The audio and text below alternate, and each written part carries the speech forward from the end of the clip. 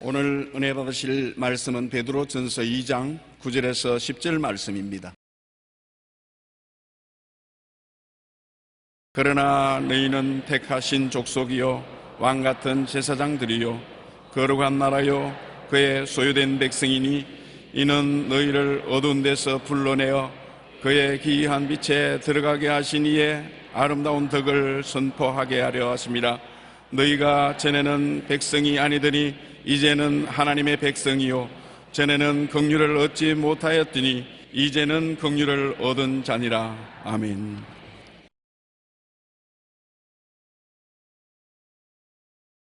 오늘 저는 당신의 일생은 한 폭의 그림이라는 제목으로 은혜를 나누겠습니다. 제가 어릴 때 초등학교 4학년인가 5학년 때 했었습니다. 미술 숙제를 해오는데 아무리 그림을 그려도 그림이 안 돼요. 그런데 내 친구 중에 정도영이라고 인물도 잘 나고 머리도 좋은 친구인데 그림을 얼마나 잘 그리는지 모르겠어요. 도화지에 슥슥슥슥 그리면 멋진 그림이 되는데 가만히 보니까 그림을 슥슥슥 그려서 우겨서 도화지에 탁 쓰레기통에 버려버려요. 그래서 내가 뛰어가서 주웠죠. 제가 그걸 잘 펼쳐가지고서 조용기라고 이름을 써서 선생님께 숙제를 내놨습니다. 선생님이 날 보고 오라 그래요. 그 교무실에 불려가니까 그 그림을 내놓고 이게 내가 그린 그림이냐? 예. 야 이놈아, 이게 어떻게 내 그림이냐? 그러면 도화지 하나 탁 내놓지. 한번 요 그림들 한번 그려봐라. 기가 확 막힙니다. 그 보고도 그림인데 얘는 도화지에 가득 차게 그림을 그렸는데 나는 요 모서리에 조그만하게 그려놨어요. 도영이 이리 오너라. 그 정도영이 그림 주인이 왔어요. 자기 그림 쓰레기에 있는 건 뻘짓듯 말 안 하고 도화지를 내었지. 너 이 그림 한번 그려보라. 슥슥슥슥슥슥 그리는데 꼭 그 그림과 같은 그림 그렸단 말입니다. 그래서 선생님이 나를 보시고서 내가 이 세상을 살아가면서 너 실력대로 살아야지 남의 실력을 훔쳐서 살려고 하면은 낭패를 당한다. 너 요번 미술 점수는 빵점이다. 두고 제가 잊어버리지 않습니다. 내 그림 아닌 남의 그림을 훔쳐서 내 그림으로 만들다가 실패한 것을 기억하고 있습니다. 여러분, 우리 일생을 되돌아보면 한 폭의 그림과 같습니다.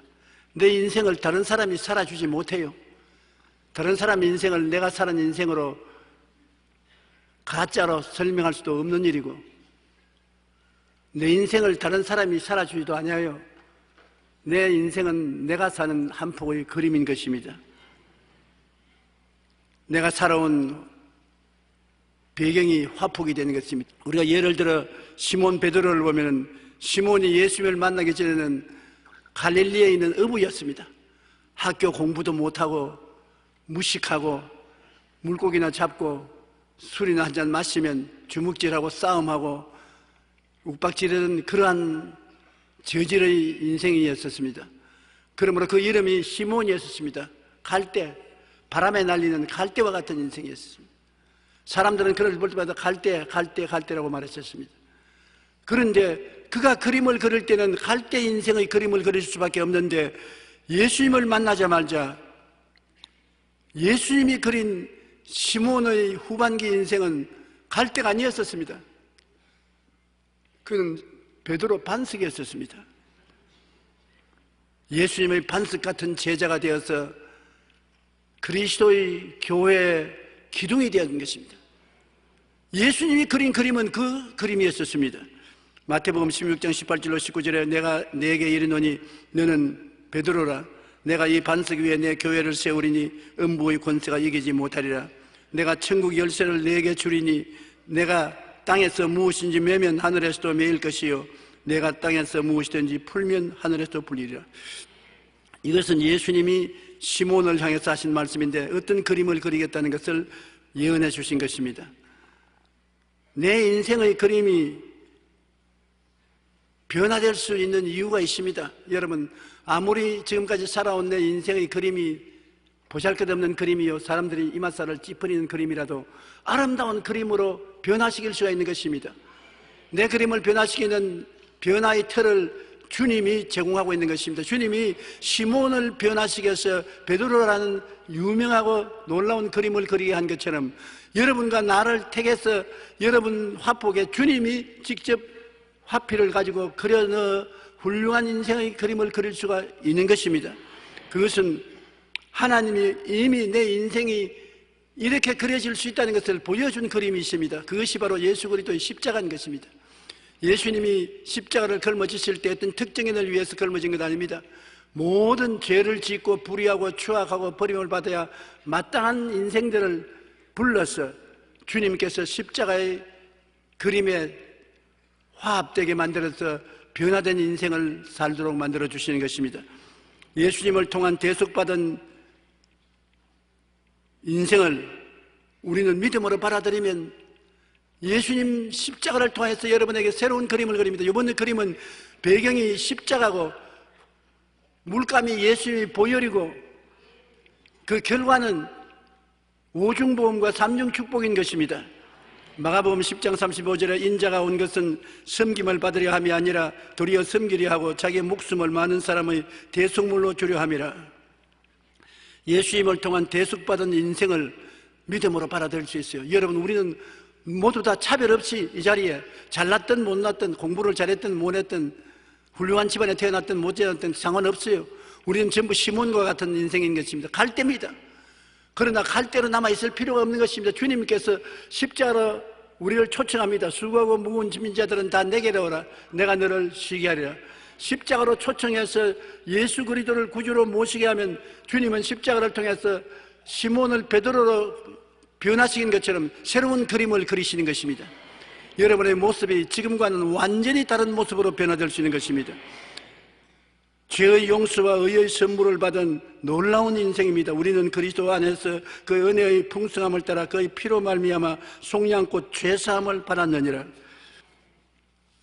죄사함을 받은 인생, 로마서 5장 11절에는 은혜와 의의 선물을 넘치게 받은 자들은 한 번 예수 그리스도로 통하여 생명 안에서 왕노릇하리로다.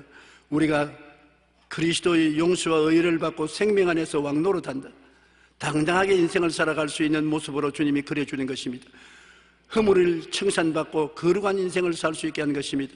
우리는 모두 다 허물과 죄로 죽은 인생인데 허물과 죄를 벗어날 도리가 없는 것이 우리 인생입니다. 가장 큰 문제가 내가 아무리 주를 믿고 거룩하게 살겠다고 결심을 해도 안 된다는 것입니다. 되면 얼마나 좋겠습니까? 결심을 하고도 안 되는 것이거든요. 그러면 안 되는 이 인생을 어떻게 할 것이냐? 내가 그림을 그리니까 늘 죄를 짓고 불의하고 추악한 인생의 그림밖에 못 그리는데 주님께 화필을 맡기면 죄를 이기고 허물을 벗어버리는 인생을 주님이 그려주신다는 것입니다. 내가 나의 모습을 그리는 것이 아니라 주님께서 그려주시는 것입니다. 디도서 3장 5절로 7절에 우리를 구원하시되 우리가 행한 바 의로운 행위로 말미암지 아니하고 오직 그의 긍휼하심을 따라 중생의 시선과 성령의 새롭게 하심을 하셨나니 우리 구주 예수 그리스도로 말미암아 우리에게 성령을 풍성히 부어주사 우리로 그의 은혜를 힘입어 의롭다 하심을 얻어 영생의 소망을 따라 상속자가 되게 하려니라. 성령을 풍성히 부어주사 우리로 그의 은혜를 힘입어서 의롭다 하심을 얻고 거룩한 삶을 살고 나중에 하나님의 상속자가 되게 된다는 것입니다. 그러므로 우리 힘으로 여러분 의롭게 되거나 거룩하게 안 됩니다. 성령의 능력으로 되는데 그것은 내가 내 인생을 그려나가면 절대로 성령이 역사하지 않아요. 내가 내 인생의 주인이 되어서 내 인생을 이끌어 나가면 항상 엉터리 그림을 그리는 것입니다. 내 인생의 주인 노릇을 하지 말고 나를 주님께 내어놓아서 주님이 내 인생의 주인이 되게 하시면 주님이 화필을 들면은 여러분에게 성령을 부어주셔서 성령으로 의롭게 살도록 그려주시고 거룩하게 살도록 그림을 그려주신다는 것입니다. 나의 힘으로 살지 말고 성령의 힘으로 살아야 되는 것입니다. 예수를 구주로 모시고도 내 힘으로 살려고 하면은 항상 내가 그림을 그려야 돼요. 예수님을 내 주인으로 완전히 모시면 주님이 내 그림을 그려주시기 때문에 내가 걱정할 필요 없습니다. 나는 구경만 하면 되는 것입니다. 내 할 일이 없어요. 주님이 일을 하시는데 내가 무슨 할 일이 있습니까? 주님 할 일을 들여다보고 기뻐하고 즐거워하고 박수치고 아멘하고 할렐루야하고 믿기만 하면 되는 것입니다. 그러므로 허물과 죄로 죽었던 우리를 주님이 살리셔서 성령을 부어주셔서 거룩한 삶을 사는 그림을 그려주시는 것입니다. 그리고 병의 치료와 건강한 삶도 주님께서 우리에게 허락해 주시는 것은 베드로전서 2장 24절에 그가 채찍에 맞음으로 너희는 나음을 얻었도다. 내 인생은 관절염, 폐병, 암, 신장염 온갖 병이 다 걸려서 고통을 당한다고 할지라도 내가 약을 먹고 치료를 받으면서 건강한 그림을 아무리 그리려고 해도 안 그려져요. 건강한 그림이 안 그려집니다. 그러나 주님께 화폐를 맡기면 한 번에 내가 채찍에 맞음으로 너가 나음을 입었다. 건강한 모습으로 그려놓습니다. 네가 눈에 아무 증거 안 보이고 귀에는 아무 소리 안 들리고 손에 잡히는 없을지라도 나는 너를 위해서 채찍에 맞음으로 너의 병을 법적으로 청산해버렸다. 내가 너를 그린 그림은 건강한 그림이다. 그 주의 그림을 보면 우리는 할렐루야 나는 건강합니다 믿습니다. 새로운 사람이 되는 것입니다. 마가복음 16장 17절 18절에 믿는 자들에게는 이런 표적이 따르리니 곧 그들이 내 이름으로 귀신을 쫓아내며 병든 사람에게 손을 얹은즉 나으리라. 한번 손을 내보십시오. 손을 얹어보십시오. 병든 자에게 손을 얹은즉 나으리라. 참말입니다. 거짓말이 아닙니다. 이건 실상이요 거짓이 아닌 주님의 말씀인 것입니다. 어떻게 해서 낫냐? 믿기만 하면 낫는 것입니다. 주님은 말씀을 주셨고 우리가 말씀을 믿으면 말씀이 믿음을 통해서 현실화되는 것입니다. 우리가 오늘날 사는 것은 현실입니다. 여의도 순복음 교회당에 와 있다는 것은 현실입니다. 여러분 그 자리에 앉아 계시다는 것은 현실입니다.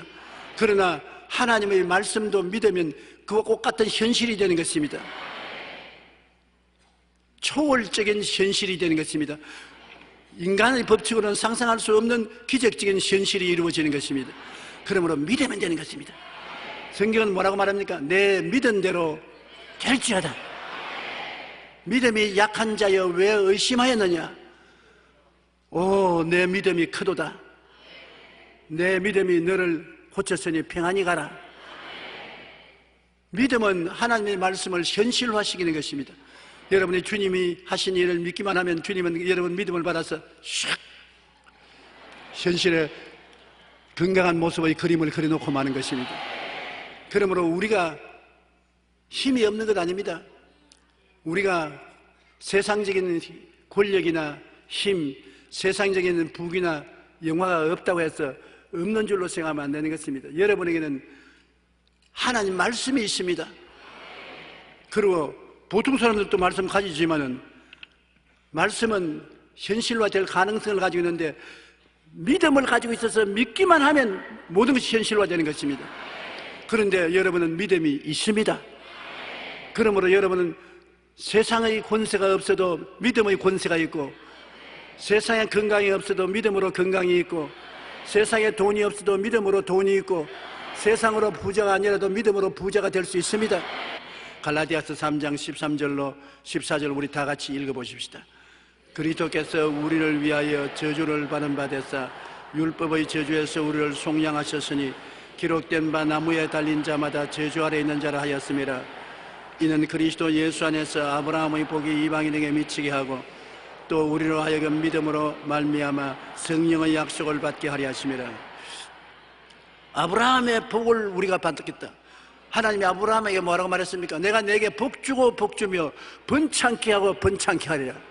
그 복을 우리가 받겠다고 하는데요, 아브라함의 믿음을 가진 자는 아브라함의 자손이라고 말했는데 우리가 하나님을 믿는 믿음을 가지고 있으므로 아브라함의 자손으로서 아브라함에게 주신 복을 받게 되어 있는 것입니다.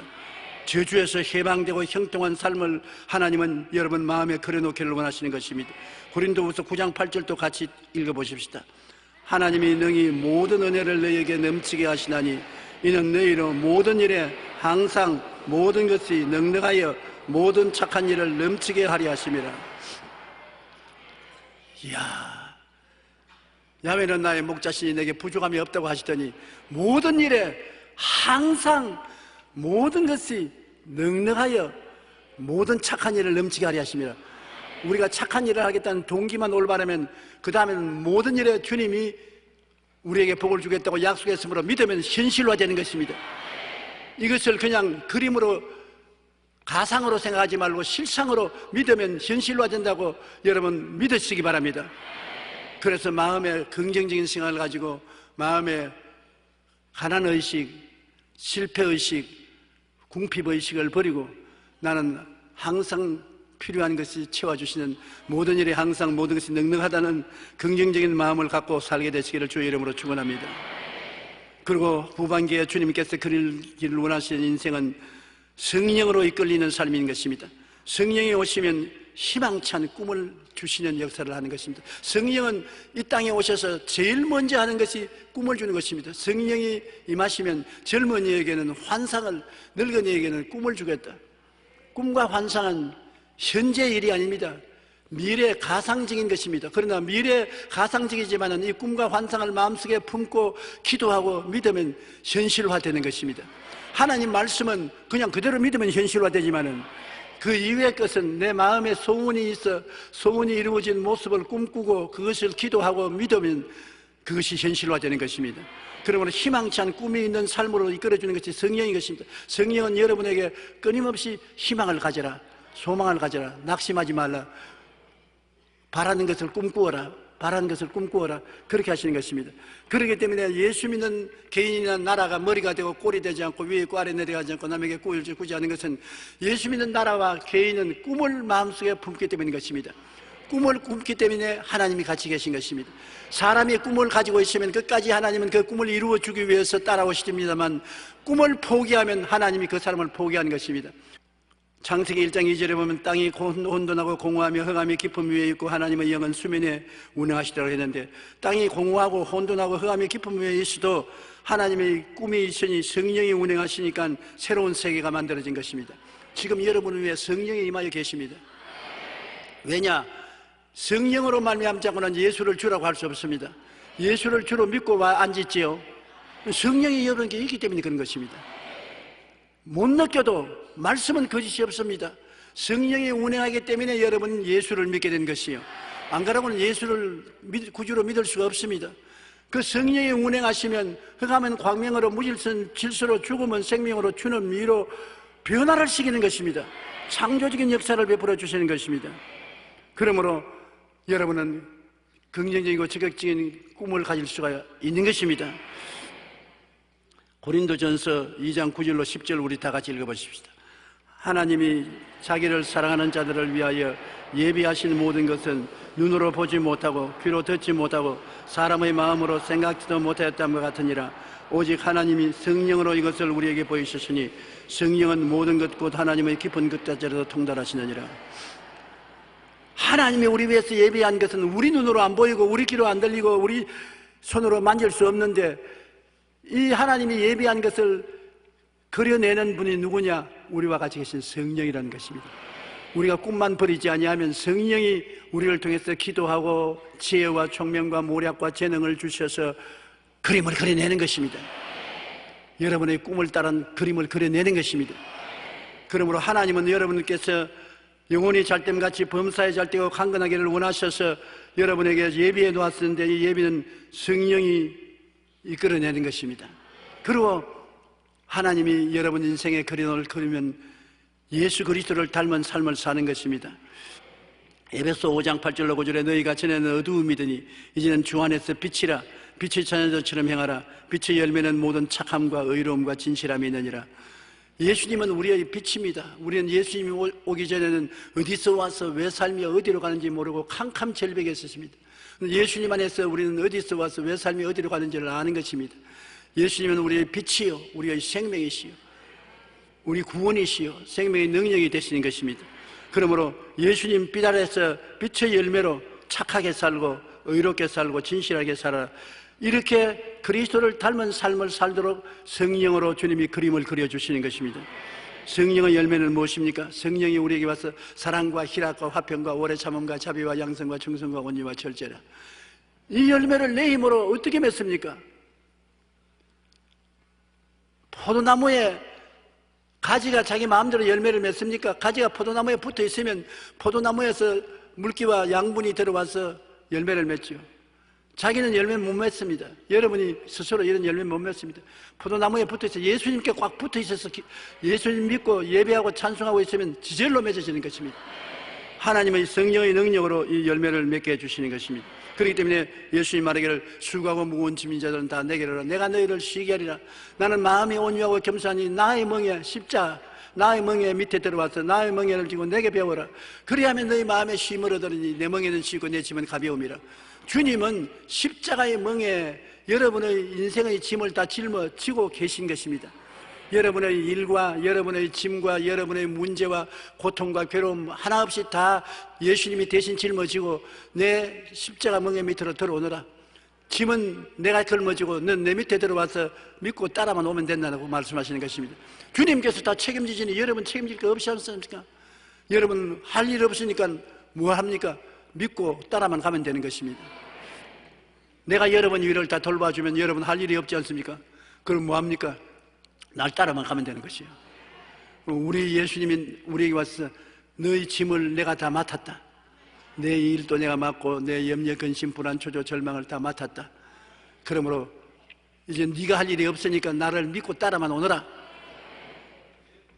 참 좋은 말인데 말은 쉬운데 실제는 힘들어요. 따라오라 하는데 주님 자꾸 짐을 주님 내게 도로 주십시오. 주님 불안해서 못 맡겨 놓겠습니다. 주님 내게 도로 주십시오. 내가 도로 맡고 반쯤은 내가 맡고 반쯤은 주님이 맡으십시오. 혹시 주님이 못 맡으면 내가 대책을 세워야 되지 않겠습니까? 전부 그런 심정으로 반신반이란 말이 있습니다. 완전히 믿는 것이 아니고 반신반이. 한번 따라 말씀해주세요. 반신반이. 그러니까 믿는 것도 아니고 안 믿는 것도 아니고 안 맡기는 것도 아니고 맡기는 것도 아니고 좋은 것도 아니고 안 좋은 것도 아니고 울지도 않고 웃지도 않고 도대체 어떠한 사람인지 알 수가 없습니다. 그러므로 주님께서 원하시는 것은 와서 맡기려면 확 맡겨라. 죽으면 죽으리이다. 살든지 죽든지 흥하든지 망하든지 서하든지 주님 모르겠습니다. 맡아주시옵소서. 그러면 주님이 맡아주시는 것입니다. 그런데 나이 젊을 때 30, 40대 팔팔할 때는 인생이 아직 많이 남았는데 이 아까운데 만약 안 맡아주면 나만 절단 나지 않느냐. 그래서 레디 고로 안 맡아주면 내가 해야지. 그래서 30%만 맡아주십시오. 70%는 내가. 이런 사람들이 많습니다. 그러나 우리같이 나이가 70이 넘은 사람은 이판저판 끝판이다. 맡기면 그대로 맡겨버려 그냥.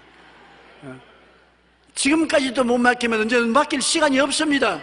젊을 때는 반신반야에 못 맡기고 늙어서도 못 맡기면 무덤에 가서 맡기겠습니까?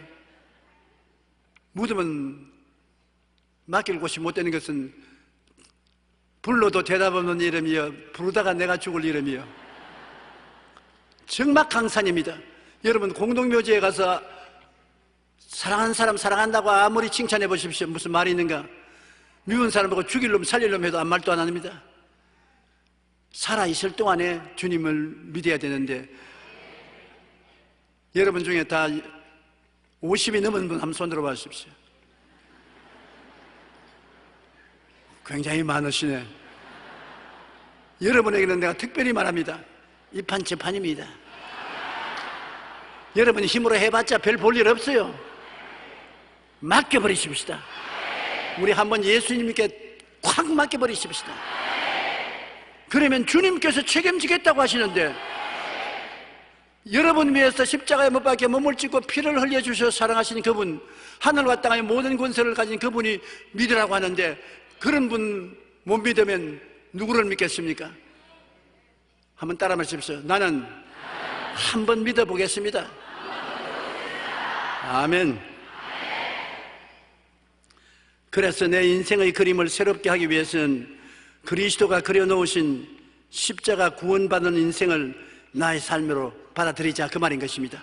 주님이 십자가에서 못 박혀서 다 내가 오면 내가 나에게 대조해서 새로운 그림을 그려줄 테니까 내게 와서 맡기라 하는데 오늘 이 시간에 십자가에 나와서 주님께 내 인생을 맡기면 그리스도는 십자가를 통해서 새로운 인생을 그려주는 것입니다. 그리스도가 그려놓으신 십자가 구원받은 인생을 나의 삶으로 받아들일 수가 있는 것입니다. 에베소 2장 8절에 너희는 그 은혜에 의하여 믿음으로 말미암아 구원을 받았으니 이것은 너희에게서 난 것이 아니요 하나님의 선물이라.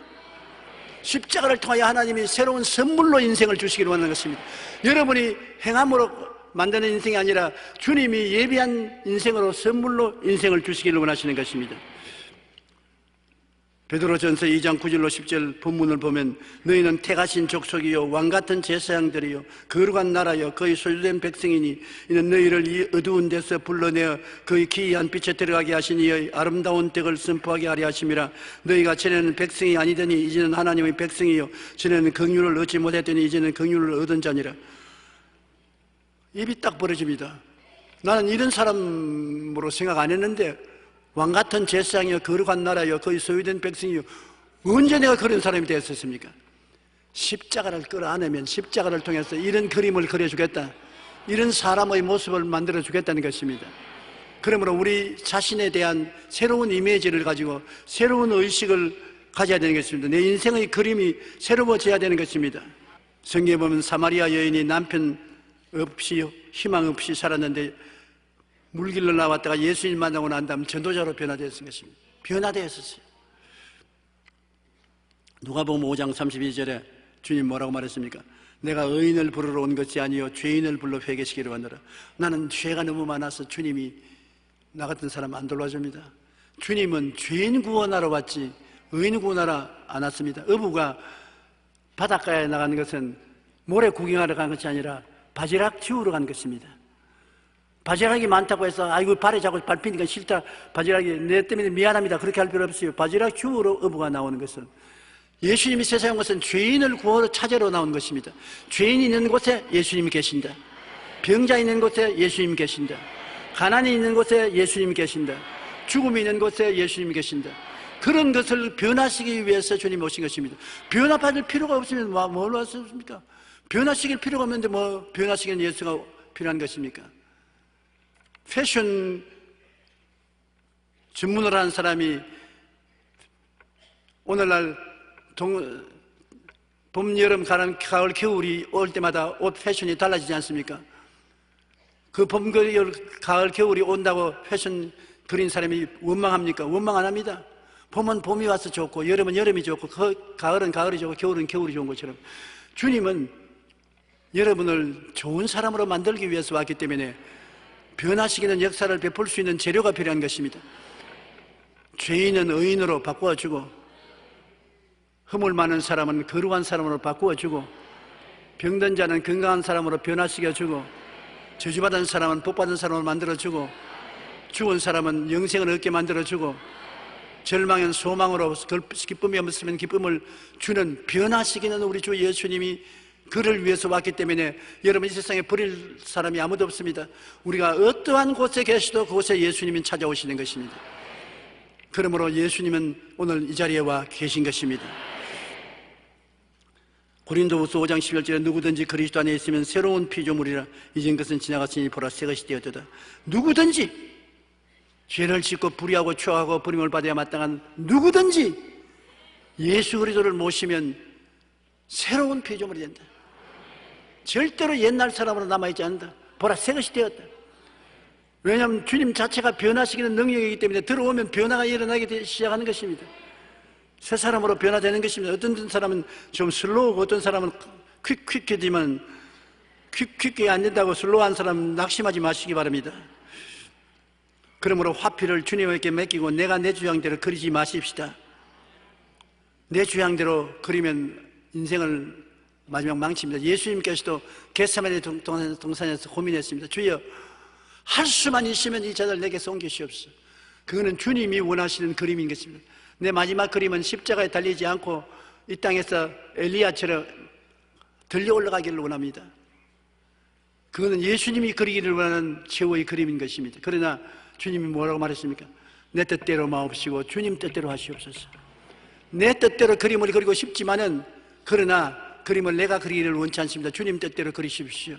주님이 그린 그림은 십자가에 몸짓고 피 흘려 인류를 위해서 대신 고통을 당하라.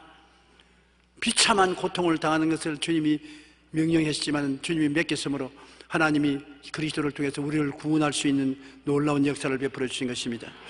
이사야 55장 8절로 9절에 한번 우리 다 같이 읽어보십시다. 이는 내 생각이 너희의 생각과 다르며 내 길은 너희의 길과 다름이니라. 야훼의 말씀이니라. 하늘이 땅보다 높음같이 내 길은 너희 길보다 높으며 내 생각은 너희 생각보다 높음이라. 하나님은 우리의 길보다 높으며 우리의 생각보다 높으니까 우리 생각대로 우리 인생을 그리지 말고 하나님께 화필을 맡기면 우리가 상상을 초월한 그림을 하나님 그리시는 것입니다. 맡겨놓고 난 다음에 왜 이렇게 합니까? 도려내 놓으십시오. 화필 도려내 놓으십시오. 그렇게 하지 말고 나는 생각해봐도 하나님 왜 이런 그림을 그리나 어떤 원망스러울 때가 있을지라도 우리의 생각과 하나님 생각은 다른다는 것을 알고 하나님이 우리에게 선한 의지를 가지고 계심으로 맡기면 하나님이 합동하여 선을 이루게 만들어 주시는 것입니다. 잠언서 3장 5절 6절에 너희는 마음을 다하여 야훼를 신뢰하고 내 명치를 의지하지 말라. 너는 범사에 그를 인정하라. 그리하면 내 길을 지도하시리라고 말씀한 것입니다. 그러므로 인생은 술을 놓는 것과 같습니다. 요사이는 여러분 술을 놓지 않잖아요. 옛날에는 처녀들이 시집가기 전에 벽에 옆에 이렇게 그걸 뭐라 합니까? 벽에 호침이라 합니까? 하기 위해 술을 놓는데 술 놓는 거 보면 참 희한합니다. 나는 우리 누님이 술을 많이 놓았었는데 누님 술 놓는 것을 들어 누워서 구경을 많이 했습니다. 왜냐면 폐병으로 제가 아파 누워 있을 때 피를 토하고 기침하고 있어서 할 일이 없어서 누워 있으면 누님이 날 돌본다고 옆에 앉아 계시면서 술을 놓는데 숯을 뒤에 보면 엉망진창입니다. 노란실, 빨간실, 신실이 왔다 갔다 하고 아이고 누나가 술을 뭐 저렇게 못 놓냐. 누나 술을 놓는 게 아니라 영이 엉망진창이다. 좀 기다려봐라. 시간이 다시 지나고 난 다음 탁 돌리니까 와, 꽃 피고 나비가 날고 시냇물이 흐르고 아름다운 동산에 나무가 푸르고 기가 막힙니다. 하나님은 여러분의 수틀에 여러분 술을 놓고 계세요. 여러분 보기에는 엉망진창인데 하나님이 나중에 깜짝 놀랐지? 봐라. 기막힌 인생으로 만들어 놓고 마는 것입니다. 한 박수 크게 칠까요? 로마서 8장 28절로 30절이 바로 그 말씀인 것입니다. 우리가 알거니와 하나님을 사랑하는 자 곧 그 뜻대로 부르심을 입은 자들에게는 모든 것이 합력하여 선을 이루느니라. 하나님이 미리 아신 자들을 또한 그 아들의 형상을 본받기 위하여 미리 정하셨으니 이는 그로 많은 형제 중에 맏아들이 되게 하려 하심이라. 또 미리 정하신 그들을 또한 부르시고 부르신 그들을 또한 의롭다 하시고 의롭다 하신 그들을 또한 영화롭게 하시느니라. 여러분을 예수님 모습 닮게 하기 위해서 미리 정해놓습니다. 몇만 년 전에 몇십만 년 전에 우주가 생기기 전에 이미 하나님이 정해놓으시고 정해놓은 여러분을 때가 오면 부르시고 부르신 여러분을 예수의 피로서 은혜로 의롭다 하시고 의롭다 하신 여러분을 천당으로 영화롭게 만들어 주신 것입니다. 모두 다 하나님의 은혜로 그렇게 해주신 것입니다. 여러분은 믿고 감사할 따름인 것입니다. 주님이 내가 다 이루었다 했어서 은혜로 이루어 놓으신 것을 여러분은 믿고 감사할 따름인 것입니다. 내 자신의 일생을 내가 그리면 휴지통에 버린 구겨진 낙서와 같이 되는 것입니다. 내 인생의 종말이 휴지통이 되는 것입니다. 그러나 내 인생을 주님의 화필로 그리도록 맡기면 아브라함은 아브라함으로 하나님이 그림을 그려놓고 세라는 사라로 그리고 야곱은 이스라엘로 시몬은 베드로로 사울은 바울로 변화시켜 놓고 마는 것입니다. 우리는 항상 이 두 가지 사실을 잊지 마시기 바랍니다. 여러분을 향해서 너 인생을 내게 맡겨라, 내가 너희 주인이 되어 주겠다고 하시는 하나님은 엄청나게 여러분을 사랑하는 분이라는 것입니다. 자기 목숨을 십자가에서 내놓아서 몸짓고 피 흘려 대속해 주신 그만한 사랑이 어디 있습니까? 그러므로 맡길만 한 것입니다. 거기에다가 플러스해서 주님은 하늘과 땅의 모든 권세를 가진 전능하신 하나님이신 것입니다. 능치 못하심이 없습니다. 주님이 못할 일이 없습니다. 맡겨놓으면 다 할 수 있는 것입니다. 내 일도 내 짐도 내 문제도 다 해결할 수 있는 능력이 있습니다. 그러므로 맡길 수가 있으니까 믿고 맡기는 인생을 사셔서 주님이 한 폭의 아름다운 그림을 그려놓게 되기를 주 이름으로 축원합니다.